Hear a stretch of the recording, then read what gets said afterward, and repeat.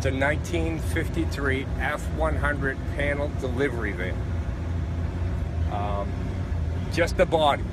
Everything else is new. It's got a 302 crate motor with a small cam. Avalanche bucket seats, 4 of them, all fully electric. Got ostrich inlays, it got teak inlays up in the walls. DVD player. It's leather front to rear. The pattern starts at the door here and it swirls up, goes all the way back around to the other door.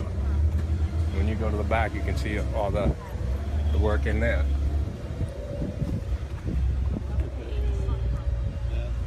The paintings are a little bit different on each side. And there's a pig driving a dragster on the back doors.